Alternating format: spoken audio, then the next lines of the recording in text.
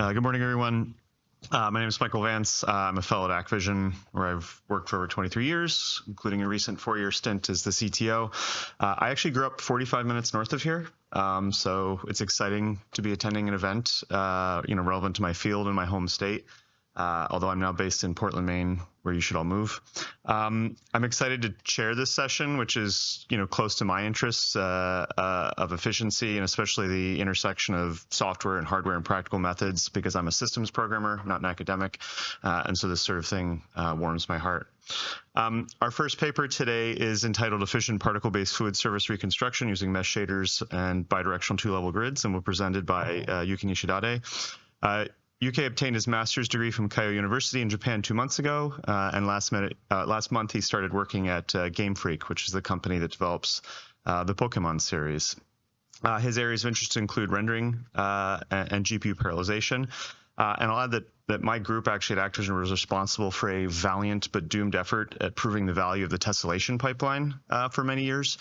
So it's gratifying to see the successor of that portion of the pipeline, mesh shaders, discussed, and hopefully the dream is not dead. So once again, please welcome Yuki Nishidate.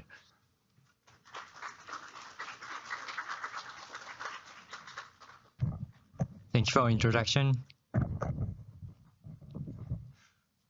Hi, good morning. I'm Yuki Nishidate. Until 2 months ago, I was a graduate student at Keio University in Japan. And this is my first I3D, so I'm glad to have a talk. Now I will begin presentation on efficient particle-based fluid surface reconstruction using mesh shaders and bidirectional two-level grids. First, I will explain the overview. Our study aims for real-time surface reconstruction of particle-based fluids to achieve reconstruction and rendering more quickly and with less memory size.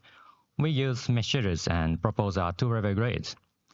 Compared to the baseline, the memory size was reduced to about 1/3, and the overall processing time, including reconstruction and rendering, was sped up by about 50%. Note that fluid simulation is outside the scope of this research.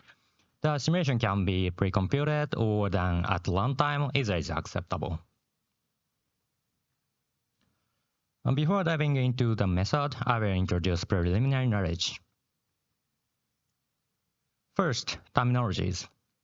Since the proposed method was implemented using Vulkan and GLSL, we use terms based on these. Here's the correspondence table with other APIs. A task shader in DirectX is referred as an amplification shader. Workgroup is thread group. Subgroup is a warp or wave. Subgroup operation is wave intrinsics in HLSL. Next, let's talk about matching cubes. How do we render particle-based fluids in a way that looks like liquid? There are broadly two approaches. One is direct rendering with limb matching as a typical example. This allows for high-quality results, including a refraction, but shaders are often computationally expensive. The other is indirect rendering, which is involved reconstructing a surface mesh from the particles. This can be rendered quickly using hardware rasterization. Our research focuses on real-time applications, so we focus on the surface reconstruction approach. Matching cubes is commonly used for surface reconstruction and of particle-based fluids. First, the space is divided into a grid, and the density at each vertex is computed. Depending on whether this density exceeds ISO value, different patterns are determined to create polygons. For static volume data, it's fine to run matching cubes on all cells, but this doesn't work for fluids. Computing the density at all vertices from particles is highly computationally demanding, so it's crucial to minimize the number of density computations by detecting cells on the fluid surface. Here, there are two approaches. The first uses a hierarchical structure like an octree. This efficiently cuts through space but poses some difficulties in parallelization on GPUs. There are also issues like cracks and bleeding overhead. The second is a narrowband method. This is very simple, checking all cells to detect the surface because it's easy to parallelize. It's commonly used on GPU. Let's discuss a subgroup. As you know, GPUs compute in hierarchical chunks. The dispatch commands specifies a number of workgroups to invoke. A workgroup consists of multiple subgroups, each of which contains a fixed size of threads. A subgroup typically of 32 threads on NVIDIA GPUs and 64 threads on AMD GPUs. Within a subgroup, fast inter-thread communication is allowed, enabled by subgroup operations. Here I will briefly introduce the essential function for utilizing mesh shaders. Subgroup add is a function that computes the total of specific variable across all threads in a subgroup. And subgroup exclusive add computes the sum of variable only among the threads before itself. This can compute offsets. Now let's discuss the mesh shader. In the traditional rasterization pipeline, a vertex buffer and index buffer are prepared, and the vertex shader transforms the vertices, which are then passed to the rasterizer. On the CPU side, the code looks like this. In this case, the number of vertices, indices, and instances are fixed. For fully GPU-driven rendering, more flexibility is required. Against this background, mesh shader has emerged as a new GPU feature around 2018. In the mesh shader pipeline, the two new stages are added, the task shader and mesh shader. First, the task shader is launched. Like the compute shader, or you can specify the number of workgroups from the CPU. Each workgroup outputs the numbers of mesh shader workgroups to launch next. In actual GLSL, the function called emit mesh tasks is used. When a mesh shader is launched, it outputs vertices and triangles known as a meshlet. This number can be computed internally in the mesh shader, offering high flexibility. The code looks like this. In the mesh shader, one workgroup is set to subgroup, that is 32 threads. Each meshlet can output up to 256 vertices and triangles. The vertices and triangles are stored in an array, and the total numbers are specified using the setMeshOutputs function. Vertex index, triangle index, total number of vertices and triangles are computed by subgroup operations. Then the meshlets are passed to the rasterizer and rendered. And the task shader is optional, so you can directly launch mesh shader workgroups from the CPU. In our research, we do not use the task shader. Mesh shader have various applications. Meshlet culling is a prime example. In this video, Sponza is divided into meshlets, and frustum culling is performed. Mesh shader also allows you to procedurally generate a mesh from the shader without a vertex buffer. However, it's important to note that using mesh shaders does not automatically make everything faster. Now that we are prepared, let's talk about the related works. I classified our research related on GPU matching cubes. Firstly, there are many studies on static volume data implemented with computer shader or CUDA. Focusing on dynamic particle-based fluids, a recent notable study is by Yang and Gao, which is used as the baseline. With the mesh shader, studies applying MC to static volume data have started to emerge. However, to our knowledge, no studies have yet utilized the mesh shaders for fluid surface reconstruction, so this is ours. Let me introduce the baseline study. This study implements a narrowband method in parallel on the GPU. Firstly, particles are input and stored in a cell. Next, particles on the surface are detected. From these, surface cells are also detected. And then density is computed at the vertices of these surface cells. Finally, matching cubes is executed to save the vertices in buffer. Then the rendering is completed using the standard rendering pipeline. This pipeline is simple and achieves practical level fast rendering. However, a limitation with combining GPU is that the entire mesh must be saved in a GPU's global buffer. This consumes a significant amount of memory. And in our performance test, that step of detecting surface particles and surface cells occupy about 60% of the total pipeline time. Next, let me introduce a study that applies mesh shaders to static volume. When combining MC and mesh shaders, a challenge arises: vertex overflow. MC requires up to 12 vertices per cell. If we take NVIDIA GPUs and as an example, computing with a subgroup of 32 threads, up to 384 vertices are needed. However, the maximum number of vertices allowed in a meshlet is 256, meaning the vertices generated by MC do not fit into a meshlet. So far, 2 studies have proposed solutions to this challenge. The first is to assign only 8 cells per 32 threads. This approach ensures that at most 96 vertices are generated, which fits within a meshlet. It's very simple, but it does not fully utilize the GPU threads. The next solution counts the number of vertices per cell using a task shader and dynamically assigns cells to subgroup. This is a clever approach, but that effectively utilizes the pipeline. However, it requires the additional task shader for assignment and needs MC table lookups twice. As such, there are currently no efficient solutions to the challenge of vertex overflow. Now I will explain our method.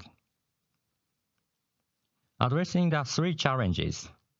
First, the challenge was vertex and index buffer reconstructed were large and consumed a lot of memory. To address this, we use mesh shaders for draw time mesh generation. The second challenge is vertex overflow.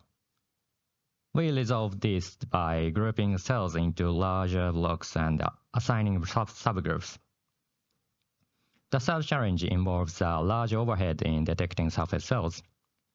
We tackle this by reducing the created blocks to introduce early block level culling. This is our pipeline. First, we build a 2-level grid consisting of cells and blocks. Cells contain the number of particles and their indices. This is simple. And blocks are defined to match the size of subgroup and consist of 4x4x4 cells. Blocks hold the count of cells within their effective range that contains particles. The count includes cells in a 4x4x4 plus and additional area based on the kernel radius. Next step, we accelerate surface cell detection by performing block level culling first. Block level culling is very simple and fast. We only need to check the count of non-empty cells in a block. If the count is 0 or maximum, there are no fluid surfaces. Otherwise, the block contains surfaces. Next, we detect surface cells. Surface cell detection is similar to the baseline method. We check the surrounding cells and extract those that neither completely empty nor full as surface cells. Next is density computations. This follows the standard procedure. where we compare density at the vertices according to the corner function. At this time, we also compare the gradients to obtain shading normals. Finally, we execute the MC using a mesh shader. First, we assign half blocks to subgroup its 4x4x2, which is 32 cells. As previously explained, assigning 32 surface cells independently to each thread would cause vertex overflow. Since the half block explicitly handles the adjacency of cells, we utilize subgroup operations to share vertices on edges. This results in the maximum vertex count from MC in the half block being 170, which is smaller than 256. However, this alone is inefficient since there would be threads that do not process any surface cells. Therefore, it's important to even out the workload across threads as much as possible. In our method, we divided the half blocks into cells and edges.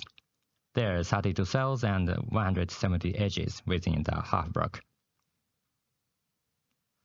Each thread checks 5 or 6 edges and 1 cell. We first retrieve the density values at both ends of an edge to check if a vertex is needed. If necessary, we interpret and output the vertex position. Then we retrieve the density values of the cell, look up the MC table, and output the polygon indices. This allows us to somewhat averaging out the vertex computations. The mesh threads produced this way are rendered by the Rasterizer without a GPU buffer. This concludes the explanation of our pipeline. In summary, there are 3 key points: draw time mesh generation, block-based thread assignment, block level cutting. Finally, let's discuss the result. Please watch a video. On the left, you can see the final results, and on the right, the mesh threads.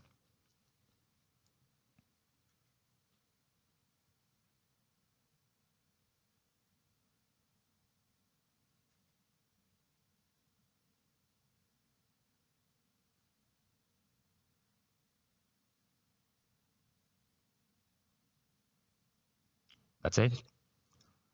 We use an NVIDIA RTX 3060 GPU. The implementation language was C++, and we use Falcon and GLSL. First, let's look at the memory size. With mesh shaders, the buffer for output mesh was completely eliminated, and only the data for particles and cells is required. Compared to the baseline, the size was reduced to about 1/3. This graph shows total processing time of the pipeline. Blue represents the baseline. Orange is a comparative method that changes the baseline's final step to a mesh shader, and avoiding overflow by assigning 8 cells to one subgroup. Green represents our method. Looking at our green line, it's evident that it is fastest in every scene and frame. Let's also look at the average time for each step of the pipeline. The top is a baseline, the middle is a naive mesh shader approach, and the bottom is our method. In our method, the yellow area indicating surface detection was significantly accelerated. On the far, the orange part that represent MC and rendering increased slightly due to the mesh shaders. However, due to the block-based assignment and averaging of tasks, it is faster than naive mesh shader approach. This is a summary. Regarding the Q&A, it might be difficult for me to provide accurate answer in English interactively. However, I have a lot of talk about, so I'm sorry, but please choose a few items from these. Thank you. Sorry, I'm sorry. I'm so sorry. Thanks, man. Thank you very much. Okay. Questions from the audience? From the menu.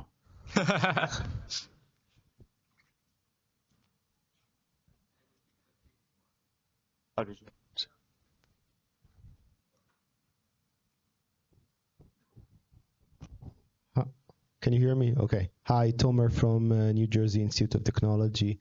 Can you talk about the limitations and do you have any ideas on how to make the surface detection kind of faster?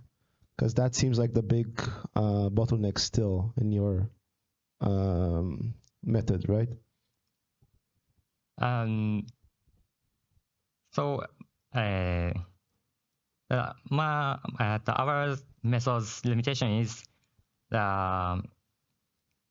it inherits the limitation of mesh shaders, so vertices located at the boundaries of mesh threads are still duplicated. And as well, also GPUs supporting mesh shaders are becoming increasingly available, but not all GPUs can utilize them at present. In particular, mesh shader is currently not supported on mobile GPUs.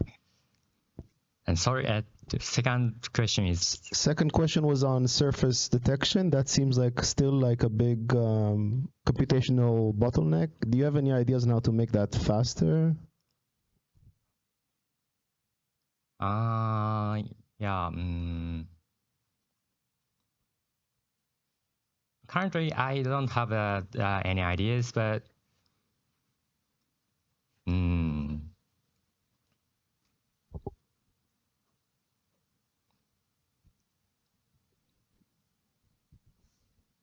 I'm sorry, I don't have the ideas. That's okay, thank you. Thank you. Any other questions, please?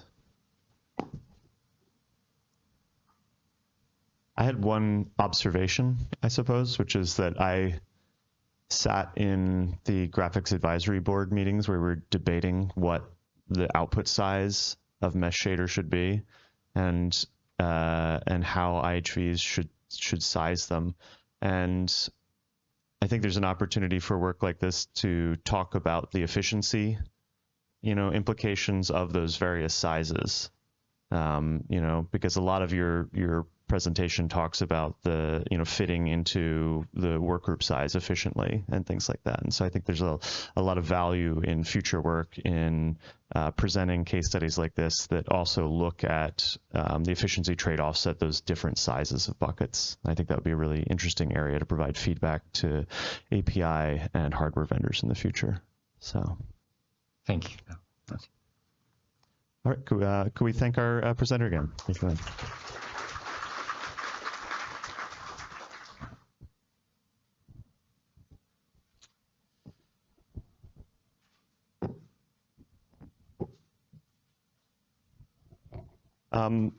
So for our next piece, as someone who's spent almost 10 years being sad about shader compilers, I feel that academic graphics often overlooks the critical importance of shading languages in arbitrating, the efficiency of our work, but also being one of the primary ergonomics issues for graphics. So I'm excited for our second talk.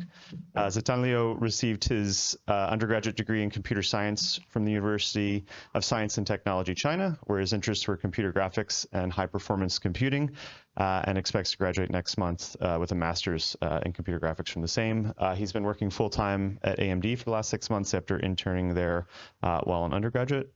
Please welcome Zatan Liu. Well, hello. So yesterday I present for my lab mate, and today I'll present for our work. And this is a work about shader performance prediction, and it's done by me and also one of my lab mate, which is currently an undergraduate student, and our supervisor. Okay, so so let's begin with the motivation of our work. the story starts with real-time rendering. Since real-time rendering has always have a tight time budget, and as you can see here is a depiction that I taken from Wikipedia that describes a typical configuration of a graphics pipeline. And as you can see here, all the green parts, they are programmable, and most of them requires uses of shaders in their to express for our programmers to express what they want to do in those graphics pipelines. So shaders are essentially the workhorses here in our modern graphics pipeline. And so here lies in an important problem, since real-time rendering has always have the tight budget. So many things boils down to how fast will this shader run. And in many comparisons, we are constantly seeking for the faster method that evaluates well in our contemporary graphics hardware. So and we want to make our effects as fancier as possible. So shader performance is absolutely important in such evaluations. But now that we know that it is important, but how can we know it? So there are several barriers, several obstacles in our to our understanding this problem. First of all, the shaders are actually high-level constructs. They are written in high-level languages that describes what a program should compute and how it computes, but not but not the low-level details. As you can see here, here are the example of what a typical shader would experience in the graphics pipeline and in the graphics stack. A typical shader would say I'm using the Vulkan API, and a typical shader would be written in GLSL. It will be compiled first to SPIR-V, which is the intermediate representation used by Vulkan, and it will be presented to the driver in the platform, which is AMD Vulk in this case. And after the lowering process and the necessary device optimizations introduced in the driver, the final result will be the device assembly, in this case the RDNA3 assembly for, say, RDNA3 cards. And the overall pipeline is very lengthy and complex. So here is the first challenge here. And the second, as for the second one may say there are many performance tools. There are NVIDIA Inside Graphics, there are AMD Radeon Graphics Profiler, Radeon Graphics Analyzer. Well, why can't we use them? Okay, these are good tools, really. But the performance tools operate in a platform-dependent fashion. That is, you can't use say I can't observe the results of AMD Radeon Graphics Analyzer just to analyze the performance on NVIDIA platform, right? So there are many vendors in this field: NVIDIA, AMD, Intel, and as for the mobile platforms, there are even more players in this field. Say ARM, Imagination, Apple, Huawei, blah blah blah. All these platforms requires platform tools, and they each develop their own tools. So you end up getting lots of tools to deal with, and you have lots of platforms. So one may think, the silly way. Why don't we make sure for each platform to be tested? But in reality, there are simply too many. There are vendors, there are architectures. You have RDNA, RDNA2, RDNA3. You have Kepler, Maxwell, blah blah blah. And in each architecture, there are separate there are separate product configurations. For example, in RDNA, you have from high end to low end, they each have different wavelength bandwidth. They have different number of compute unit worker processor configurations. So this is a complicated problem. There are many dimensions in this problem, and typically for one person writing shaders, it's impossible for him to know exactly those how these factors interact. So that's the intrinsic complexity in this estimation problem here. Okay, so let's come to see what others have done in this field to estimate the performance shaders. First, we can look at those graphical architecture simulators developed by vendors, both from vendors and academy, and people from academia. First, we can look at work called Emerald.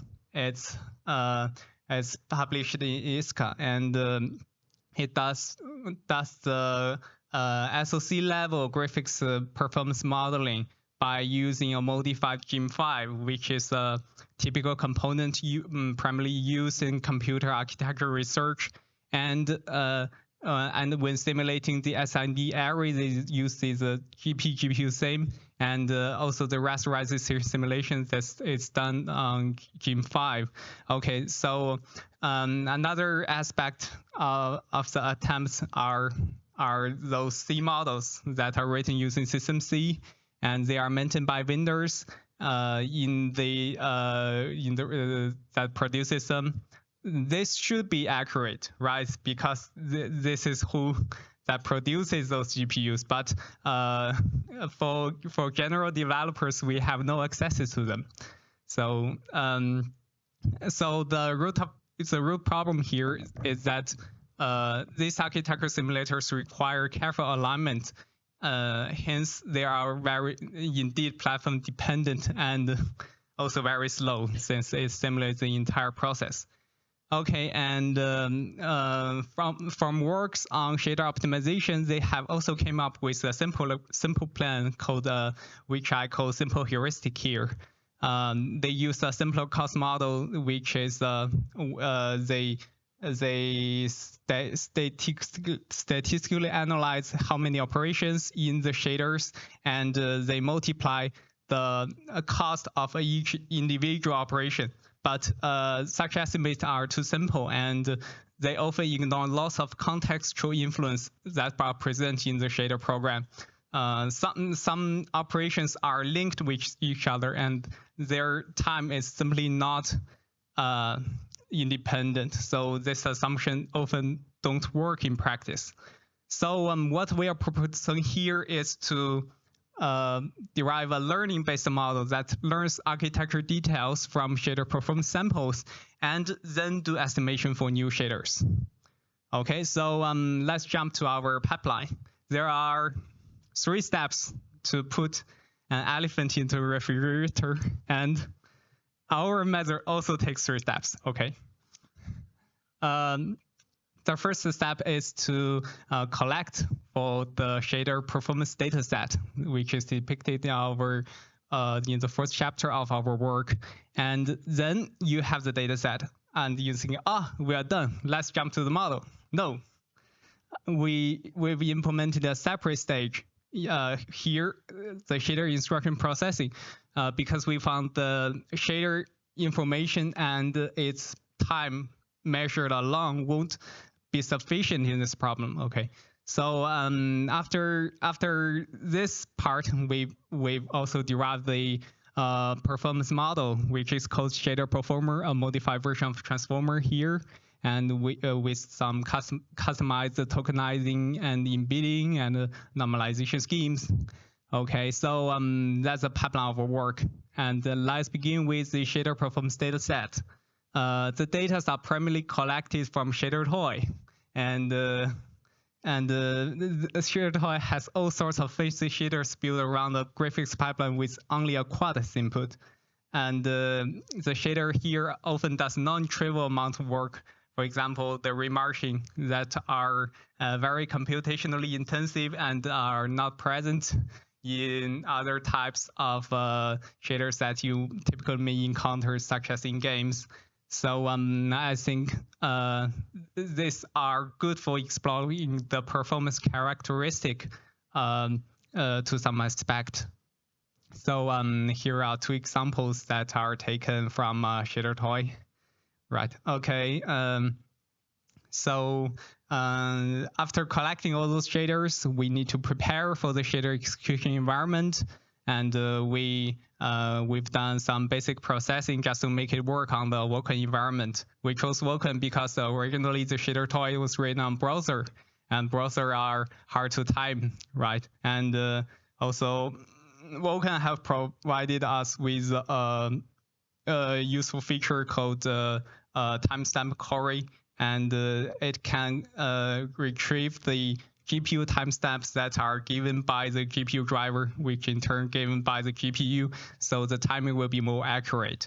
And as for the error recovery, so typically a shader will raise a timeout when it executes for too long. Since shader is actually Turing complete, and you can even say I crack a password on the shader, that's okay. That will work.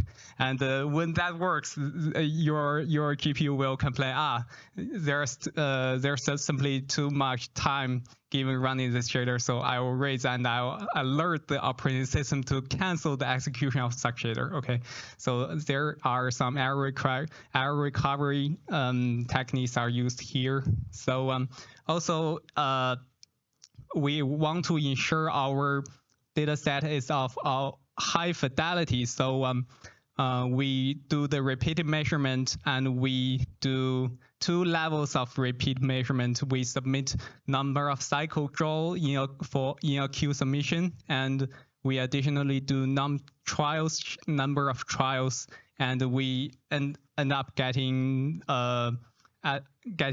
say we have m number of trials, and we will get m result, and we analyze the result just to find if the variance, the standard deviation fits our needs. Okay, so here are the results, and we collected on 5 platforms as described here, and here are the mean time. As I've said, we've collected the number of trials, shaders, and they can get the average. And the right is a coefficient of variation that is defined by the deviation by mean. So which represents some sort of fatality here. And you can see, as you can see here, we got less than 3% for all of our measurements. So that seems sufficient for a data performance data set to depict the performance characteristics for our GPU platform tested. Okay, so let's jump to the estimation really. No, modern shaders utilize large amount of control flow instructions, and given programmed input, Turing machine halting is undecidable, right? That's called the famous halting problem. And therefore, auxiliary information is needed to solve this problem that are related to the program execution, but we still want to remain platform independent. So let's annotate the instruction execution count for each shader, for each abstract shader instruction in this shader. Okay, so we first compile shader toy shaders into SPIR-V using GLSLang. Since SPIR-V is a stable intermediate representation compared with same LLVM, which breaks its compatibility on each new big version. And SPIR-V has many useful composing and transpiling tools that exist in this ecology. And there are 2 ways to annotate. The first one would be simulation. You can just write a SPIR-V simulator and do the simulation yourself. And another option is to instrument for each instruction that will run and keep a counter. So when the instruction actually runs, it also runs your instrumented code. So you can end up getting an area of counter buffer, area of counters, and you can read back those counters. That is what we do here. And as we can note, the instruction inside the basic block will guaranteed to be sequentially executes. So we end up instrumenting the external instruction here, as you can see here. Here is an example that adds those counting instructions. Okay. So here is we assign a unique index for each basic block in the original SPIRV just to make the counters separate. Okay. So this basically boils down to instrument and run. For instrument, we use dedicated path inside SPIRV tools, opt inside SPIRV tools provided by Kronos Group. And we use uint64. Some complex shaders can overflow uint32. Yeah, and this requires a specific Vulkan feature to be enabled. And when running, we will be getting a series of counter numbers inside the basic block trace buffer that we instrumented. And we read it back to CPU, and for each instruction, we call its basic block index, and then get the trace buffer index, and then we will end up getting the execution count for all those SPIRV instructions. Right. So so now that we have the SPIRV IR and the instruction count, so let's begin with our performance modeling. And this is our ShaderPerFormer, and we've used a transformer-based model here. And as you can see here, the main trunk is pretty standard transformer encoder for BERT and for other models. And we've modified the tokenization and the trace embedding here. And also we do need to do proper normalization to make things work. So for tokenization, it is pretty basically a custom one-to-one mapping since SPIRV is well-defined, right? So for SPIRV module, we parse it to a list of SPIRV instructions. For each instruction, we encode like this. Okay, and we also add BU as beginning of sequence token to the beginning of the tokenized shader.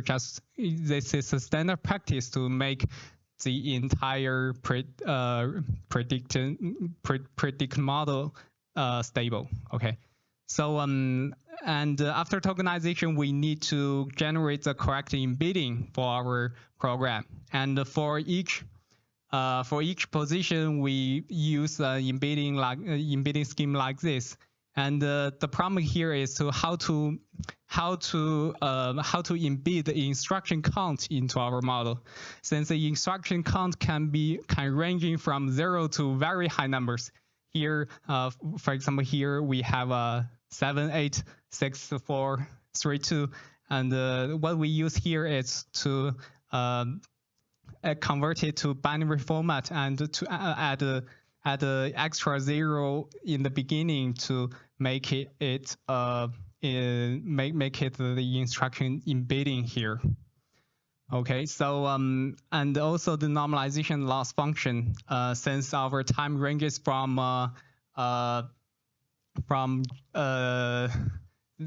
that's a big range. Okay, and the relative value is important, the absolute one, right? So we end up using, after some trial and errors, we end up using log T normalization and MSE as a log function at last. Okay, so let's jump to the evaluation. The current test validation is split here, and we use two baseline methods proposed by prior works on shader optimization. And they are primarily trained linear regressions, and we report MAP and Spearman coefficients, since MAP represents the mean average percentage error, and the Spearman coefficient represents the correlation of order statistics that's useful for comparison between shaders that are typically encountered in shader optimization problems. And our method consistently outperforms these two baseline methods. And here are the MAP and Spearman for all the platform we collected. And also we've done ablation study. So are the instruction trace useful? We've experimented to strip the trace information from SH and PILR, which are two basic methods that are primarily using the linear regression. And for our method, we erase the trace, we erase the instruction embedding information here, just to set all trace embedding to a constant vector, and here is what we get.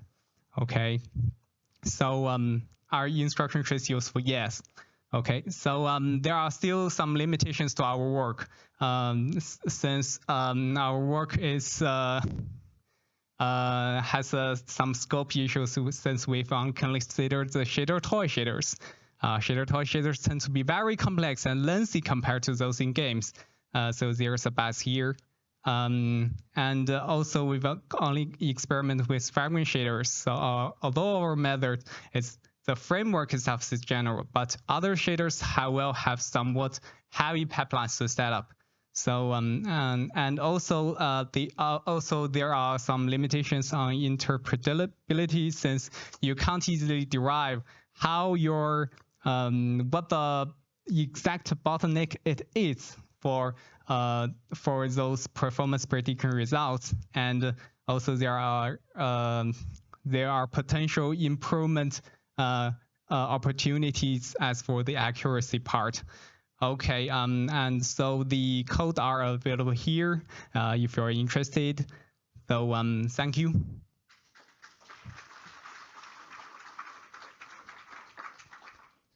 Thank you very much. We have time for one or two questions. Hi, awesome work and super cool use of transformers on like SPIRV code. It's very inspiring work. So I have a question. So you mentioned as one of limitations the use of shader toy because they are very complex and lengthy. Yes. But they also, most of them, they don't use textures or use textures just like as tiny noise seed or something like this. And at least in my experience working with shaders in video games, most performance bottlenecks come from memory use and how compiler deals with register allocation, latency hiding, etc. I think that the main challenge with this is that it's very often context dependent, as it depends what kind of texture is bound, and it's very hard to, even if you see in the trace like, okay, sampling a texture, like the performance characteristics might be very different depending what kind of texture is bound. So do you have some ideas how your approach could be also expanded to include those more complicated interactions between ALU instructions and memory accesses? Yeah, I've been thinking about this issue since although our framework is general, but we currently only consider that are for those that have no texture samples. Yeah, so that's a big flaw as the overall memory bandwidth is important in this problem. And as for these issues, so first a direct idea will be expanding the framework so that the corresponding resources could be bound easily, since running a texture shader would involve somewhat slightly more complicated pipeline setup, right? So and here there are actually mentioned here. So Google Ember might be one choice as to set up those complicated pipelines. Also, the texture sampling process that's are vital, but the data may not be sufficient. There may not be enough shaders that has different texture sampling patterns for the method to test. So I've been also thinking about what about we mutate our shaders and we say we split it in half, and all the results from between the two parts are are passed by a shader write and shader read. That is, we manually insert those dependencies into the shader system just to examine if there are some performance characteristics that we yet to explore. So does that answer your question? We're going to have to move on for time, but I'm sure our speaker will be available for other questions. So please thank the speaker again. Our final paper was released in preprint before the conference and had already started a conversation inside Activision about potential uses before I even knew I'd be chairing the session, so I'm very excited. This paper is transforming a non-differentiable rasterizer into a differentiable one with stochastic gradient estimation, and will be presented by Thomas Delio. Thomas is a researcher at Intel. He previously worked at Unity Technologies for 4 years. His work focuses on computer graphics and improving real-time rendering of 3D content by bringing new papers into rendering engines and bridging the gap from research to production. This includes GPU and parallel programming, post-processing, level of detail, materials, lighting, and machine learning. Please welcome Thomas Delio.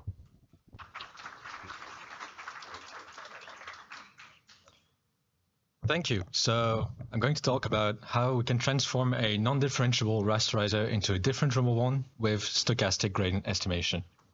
But first, what is differentiable rendering? Well, imagine we have a simple 3D scene here with a camera and some objects.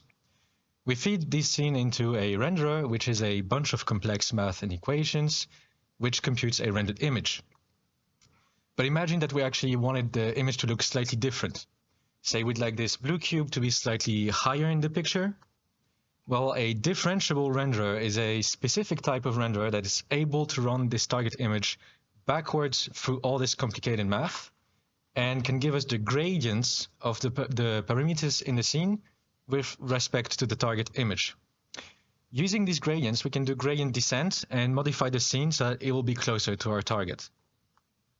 Here's a simple example. We have a soup of colored triangles on the left, a target model on the right, and using differentiable rendering, we can progressively optimize the triangles so that they match the pineapple. Differentiable rendering has been getting quite more popular in recent years. You can use it to optimize a wide range of different stuff to match visual references, to generate LODs, do scanning and photogrammetry, and famously very recently to train 3D Gaussian splats to fit real scenes from a set of photographs. So differentiable rendering is awesome, but it turns out it's also still quite niche. And a big reason for that is that out of all the existing rendering engines out there, actually only a very small subset is differentiable. And this tiny subset is basically only the research side. The simple reason for that is that programming a differentiable renderer is hard. It requires implementing a completely separate version of your renderer and all of its individual features, but in a much more complex way. So basically outside of research, it's unaffordable to invest in that. Not only that, but most of these differentiable research projects are implemented using CUDA, which is specific to NVIDIA hardware. And it will be even more cost prohibitive to maintain separate versions that can run on different hardware. So that's basically why we started looking at this subject. We realized that there is a big opportunity here to bridge the gap between research and production and enable differentiable rendering tools to be used directly in any existing engine and any hardware. So how do we set out to achieve that? Basically, the problem, as I've said, is that we can't expect to have a differentiable renderer available. But what we're really trying to get is those gradients I talked about with respect to a target image. And as it turns out, there is another way to compute those gradients with stochastic gradient estimation. This technique is nothing new, but very recently a couple of papers have looked at using it exactly in the situation I've described, where a differentiable renderer is not available. But if we apply it to our pineapple case with the triangle soup, this technique doesn't work. It seems that the optimization problem is too complex, and we can see this will never converge towards the target. So it looks like we've found the limits of this method, but not really. In this presentation, I'll explain why this problem appears and how we've solved that issue in our paper so that we can optimize this soup of triangles into this pineapple much more quickly and efficiently. And I'll first explain how our method works schematically from a high-level perspective, and then how we can apply it in practice. So first, how does stochastic gradient estimation work? Let's look at a very simple scene with one object. We run this through our renderer and get an output image. And we also have this target image that we want our output to look like. We want to optimize the position of the cube towards that goal. To do that, the common step in all differential rendering applications is to compute a loss or an error. This is simply the absolute difference between the output and the target. This loss is what we want to minimize, and basically all the white parts indicate a high error, and the goal is to reduce the amount of white to 0. So now that we have this initial loss image, we'll keep it on the side for now. And now we're going to start the stochastic estimation process. Let's zoom in a little bit and look at that in detail. The first step is to apply random mutations to the position of the cube. Here we are randomly displacing the cube 4 times. And each time we run that through the renderer again, and this gives us 4 new mutated output renders.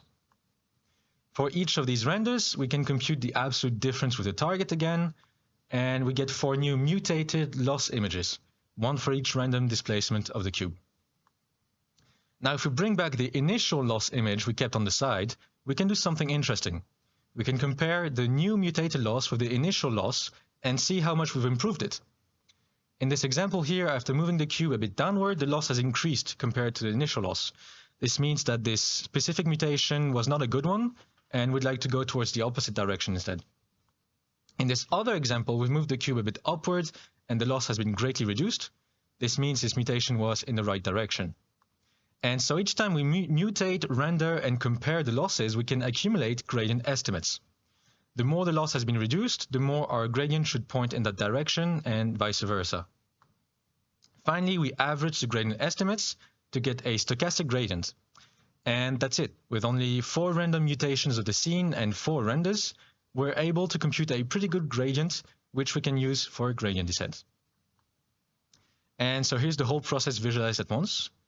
That's basically all there is to stochastic gradient estimation, and it's enough to completely replace the need for a differentiable renderer. But it's not that simple. What if we add a second object? Let's look at what happens. We do everything the same way, randomly displacing both objects this time. But let's zoom in on the gradient estimates.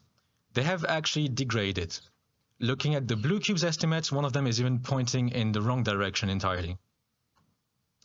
If we average them again, we do get stochastic gradients, but of much lesser quality.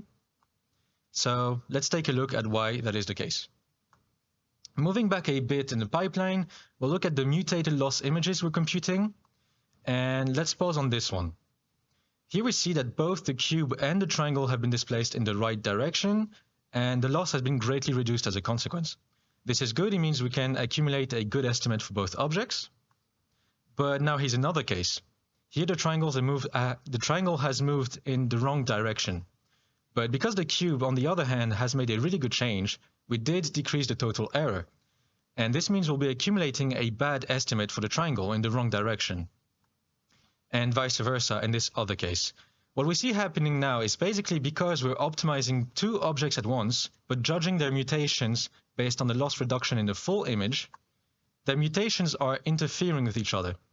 And that means we're now seeing more variance in our stochastic estimates. And variance is bad. But like with any other stochastic process, we can overcome variance by simply adding more samples.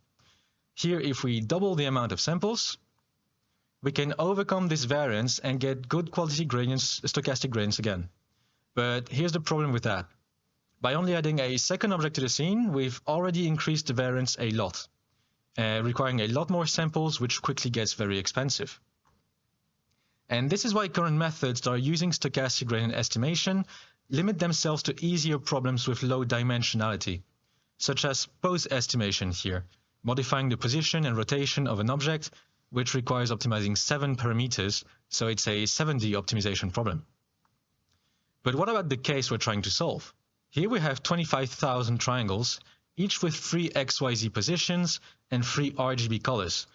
If we sum that up, that's almost 500,000 parameters, and just as many dimensions to optimize in. Obviously, this will never work, however many samples we throw at it. And it turns out the reason why this can't work is simply because of the way we're looking at the losses. We're trying to reduce the error in the entire loss images at once, reducing them to a single value that we want to improve, but this single value includes contributions from the entire scene at once, and thus we have to accumulate estimates for the entire scene as well. We're losing all information regarding which part of the scene did better and which part did worse. But visually, we can see that this information exists in the loss images, right? We know, looking at this, that the mutations of the blue cube only really had an impact in this blue zone, and same for the green triangle. If we were able to actually define these zones in our process, we could evaluate whether the loss has increased or decreased separately for the two zones, and accumulate estimates separately for the two objects. This is the core of our contribution. We're going to do per pixel gradient estimation, and it's actually pretty simple. First, we add an ID to each object in the scene, and we modify our renderer so that when we render the scene and the loss image, we're able to know for each pixel in the images which object created it. And that's as simple as adding an ID buffer to your renderer's output. And now we can look at, for each pixel position, whether it was covered by one of the objects, either in the initial or the mutated image. And if that's the case, we assign that pixel position to that object. This creates two separate zones that define the local extent of each object's impact on the image during the mutation. And from now on, we'll only be comparing the change of the loss in these zones individually. So let's see what happens. For each mutation, we look at whether the loss has improved or not locally within the extents of the blue and the green zones separately. And we use that to accumulate gradient estimates for each object separately. And this works out perfect. We get good estimates again because we've removed the possibility for each object's mutation to interfere with the other when we evaluate the loss improvement. And thus we get good quality stochastic gradients again, without having to fight an increasing amount of variance by adding more samples. And now here's the whole process all at once. What we've achieved is basically a clever reduction in dimensionality during the optimization. By simply outputting a bit more data from the renderer, we get all the information we need to know which parts of the 3D scene impacted which parts of the rendered images, and more importantly, the parts of the image they did not impact, which we can disregard. And this allows us to solve our pineapple problem.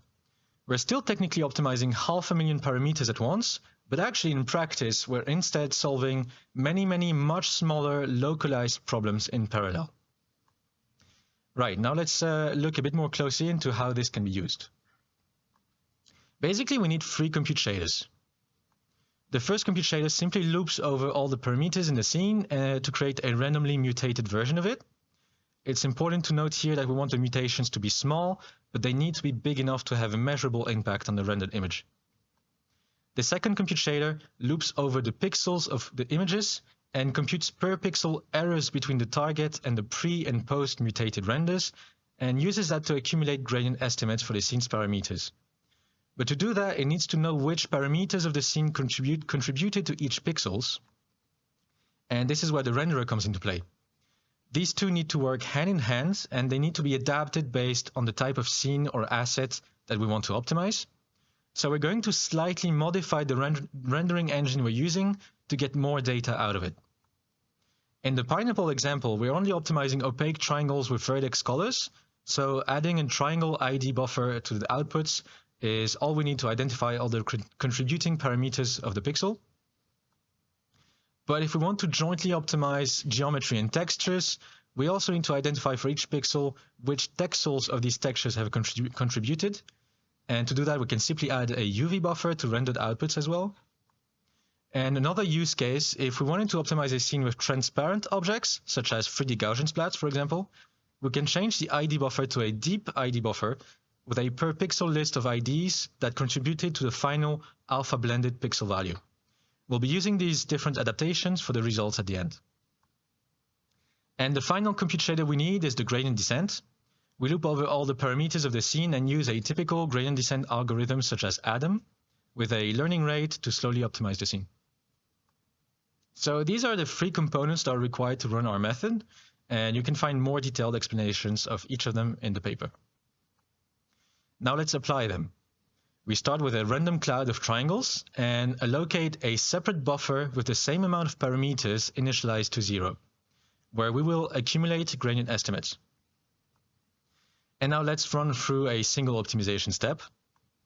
We run the scene through the random mutation compute shader, then we choose a random camera point of view, and we render the mutated and the non-mutated triangle soup using this camera. At the same time, we also render the target pineapple from the same point of view. And finally, we feed these images to the gradient estimation compute shader, which computes the initial gradient estimates of the scene for this point of view. We now repeat this process a bunch of times. These are the multiple stochastic samples. But each time we also randomize the point of view again, which is necessary to optimize a 3D scene. In our results, we usually do this between 16 and 64 times to get good gradient quality depending on the case. And finally, we feed these gradients to the gradient descent compute shader, which will apply the gradients to the scene using a learning rate. We then reset the accumulated scene gradients to 0, and we're ready to start again for the next optimization step. If we let this run, we can make our triangle soup fit the target pineapple, as we see running here in real time on the left. And because we're only using compute shaders, this is natively cross-platform. It can run on any GPU hardware that has compute shader support, even on mobile phones. Of course, much more slowly, but it's working here on my 5-year-old cheap phone. Requiring only compute shaders also makes it very easy to implement in any existing game engine or production renderer, as compute shaders are available everywhere nowadays. Let's now look at some more complex results. The following examples are all running in the Unity engine on an RTX 4090. Here we optimize a low poly simplification of a very high quality asset to try to match it visually using both a normal map and a displacement map applied using tessellation. This sums up to about 4 million parameters in total, all optimized in parallel and takes about 30 seconds to converge. We can see that the displacement mapping is even able to reproduce the shape of the fingers here. And here's another more complicated example. In this case, we start from a simple sphere to find the object's surface from scratch, and also optimize a full set of PBR textures. This is a very complex joint optimization problem with 9 million parameters and intricate interplay between the control geometry, the tessellated displacement, and the material data all combined. Note that to optimize specular and normal data, we also randomize the lighting direction during each sample. Now here's a completely different example. Here we optimize 3D Gaussian splats to fit an object from a dataset of pre-computed reference images. We progressively subdivide and optimize up to 128,000 Gaussian splats, following the same optimization tricks they used in their paper. And because Gaussian splats are transparent geometry, here we need to use the deep ID buffer I mentioned before. And as a final example, here we optimize a ray-marched volume to fit another dataset of reference images. For faster optimization, again, we can start from a small resolution and progressively increase it. So in conclusion, we've reached the goal. We've shown that we can run a wide range of complex optimization problems directly with any existing non-differentiable renderer on the market and running cross-platform on any GPU with compute shaders. We hope that this will help bring the innovations of differentiable rendering to a much bigger spotlight and in the hands of artists in production pipelines everywhere. And if you want to try it out or see how it works more in practice, we provide a minimalist Unity code sample of the pineapple example. So that's it. Thanks a lot for your attention. Go ahead for insert.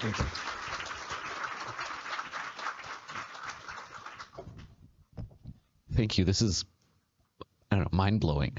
It's rare that I find like conference talks like this that, you know, like are immediately deployable. So I have two questions, and you know, tell me how much you can answer them.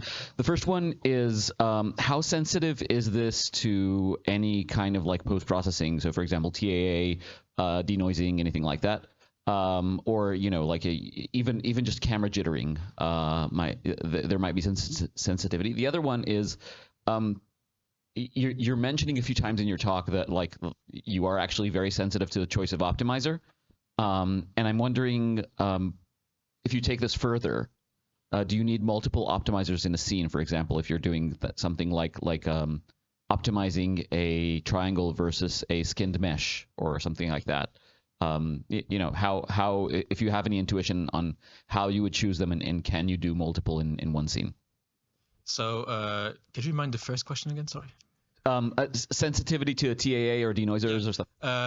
It will be actually technically pre-sensitive to that, because we want to identify for a single pixel which parameters contributed to that. So if we don't have TAA or anything, we know it's a single triangle, for example, and we know the parameters of this triangle. If there's any kind of anti-aliasing or blurring or anything, then these parameters are getting diluted over the images.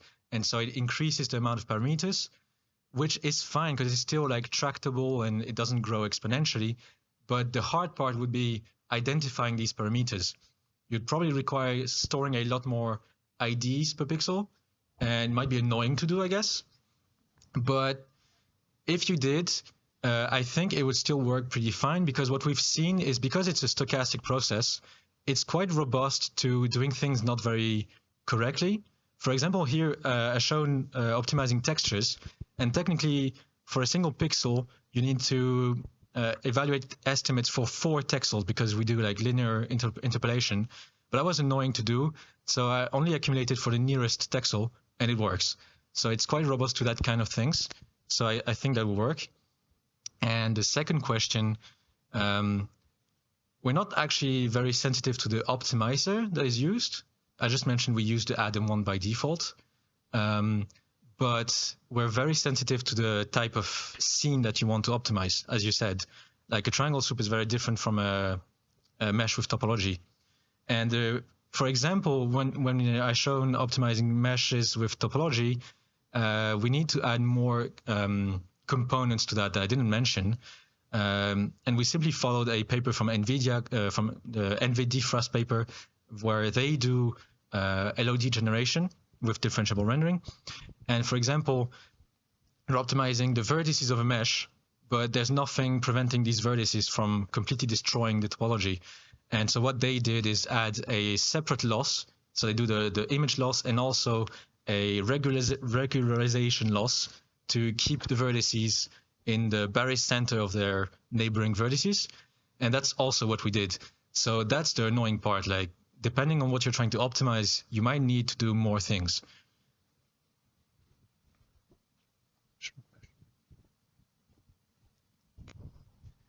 Hi, this is incredibly cool. I can't believe it works, but it clearly does. I was curious, you mentioned that you have to render from a bunch of kind of random viewpoints of your source thing. Is that a problem if you only have a certain fixed set of viewpoints, like for photogrammetry, or is it just fine and it works out? Oh, it's the same problem as with using a typical differentiable renderer. Is if you don't have enough viewpoints, you'll get overfitting for certain viewpoints, and then the optimization quality will not be as what you want. So it's a problem. The good thing is usually you have a limited set of viewpoints when you're trying to do photogrammetry or like 3D Gaussian splats on real scenes, but differentiable rendering has many applications in cases where you can actually render the reference in real time, as I've shown, like for generating LODs of a mesh, for example. So in that case, you have infinite viewpoints. We're at time, so I apologize, but I'm sure our speakers will be around. If we give a final thank you to all the speakers for this session. Thank you. Excellent work.